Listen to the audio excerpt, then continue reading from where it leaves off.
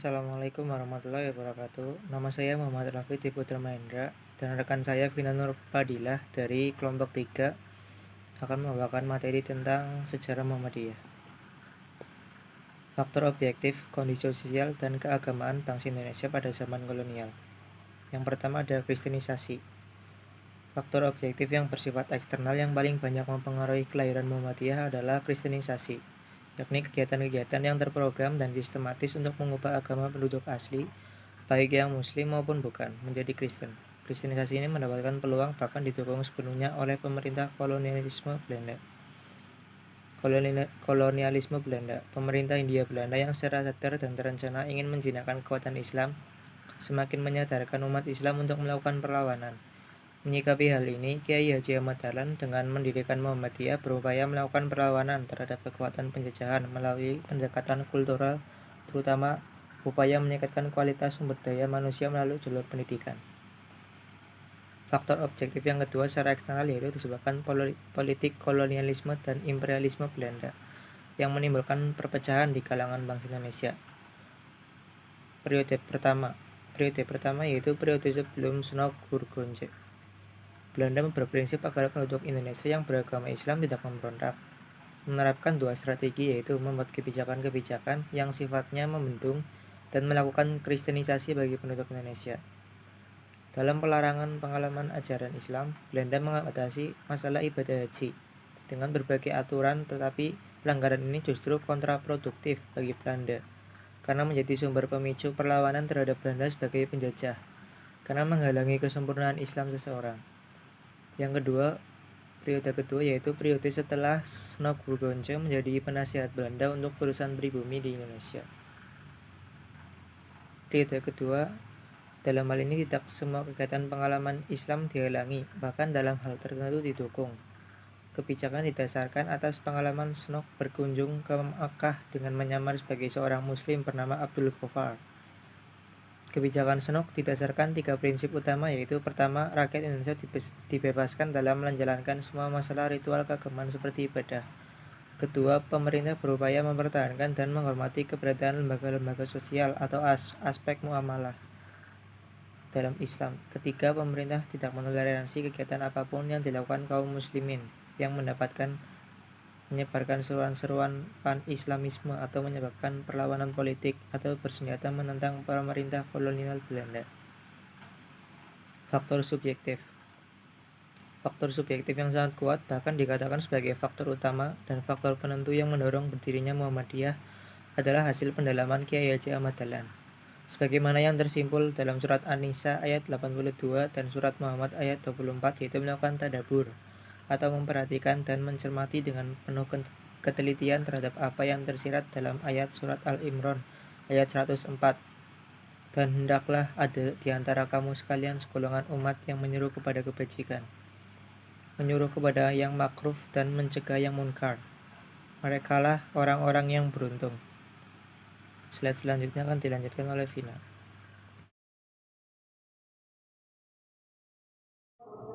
Untuk pembahasan selanjutnya yaitu profil Kiai Haji Ahmad Dahlan. Seperti yang kita tahu bahwa Kiai Haji Ahmad Dahlan ini merupakan pendiri dari Muhammadiyah, salah satu organisasi Islam terbesar di Indonesia. Beliau juga merupakan seorang ulama dan salah satu tokoh pembaruan Islam di Indonesia. Berkat perjuangan jasa Kiai Haji Ahmad Dahlan, pemerintah Indonesia juga menganugerahkan beliau gelar sebagai pahlawan nasional. Kiai Haji Ahmad Dahlan lahir di Yogyakarta pada 1 Agustus 1868 dengan nama kecilnya yaitu Muhammad Darwis. Ia merupakan anak keempat dari 7 orang bersaudara.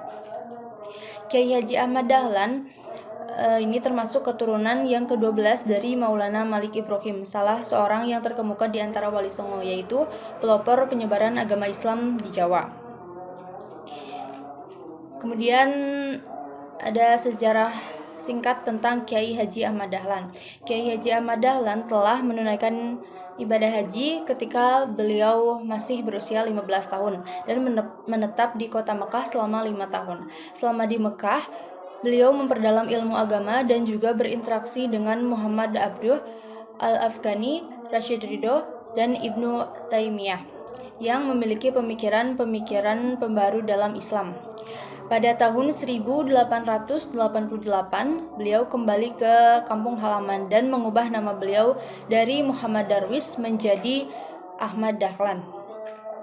Kemudian beliau kembali lagi ke Mekah dan menetap selama 2 tahun di sana pada tahun 1903. Selama 2 tahun di Mekah, beliau sempat berguru kepada Syekh Ahmad Khotib yang juga merupakan guru dari Kiai Haji Hashim Asy'ari, pendiri NU.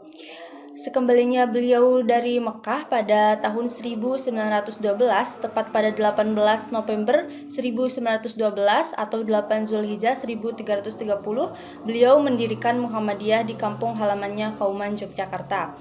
Organisasi ini bergerak dalam bidang kemasyarakatan dan membangun masyarakat Islam. Pada tahun 1921 barulah Muhammadiyah diberi izin oleh pemerintah untuk mendirikan cabangnya di daerah lain. Kemudian beliau melakukan banyak usaha besar yang terarah seperti mendirikan rumah pengobatan, rumah sakit, panti asuhan, pemeliharaan kaum miskin, sekolah, serta madrasah setelah Muhammadiyah kokoh berdiri. Untuk poin selanjutnya yaitu pemikiran-pemikiran Kiai Haji Ahmad Dahlan tentang Islam dan umatnya. Hampir seluruh pemikiran Kiai Haji Ahmad Dahlan berakar dari keprihatinannya terhadap situasi dan kondisi global umat Islam waktu itu yang tenggelam dalam kejumudan atau stagnasi, kebodohan, serta keterbelakangan.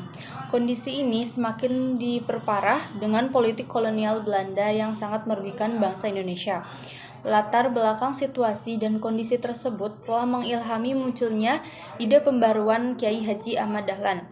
Ide ini sesungguhnya telah muncul sejak kunjungannya pertama ke Mekah. Kemudian ide tersebut lebih dimantapkan setelah kunjungan yang kedua.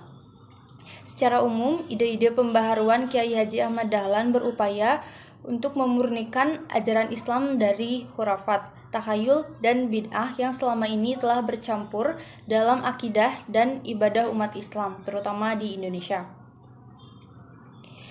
Menurut Kiai Haji Ahmad Dahlan, upaya strategis untuk menyelamatkan umat Islam dari pola berpikir yang statis menuju pada pemikiran yang dinamis adalah melalui pendidikan.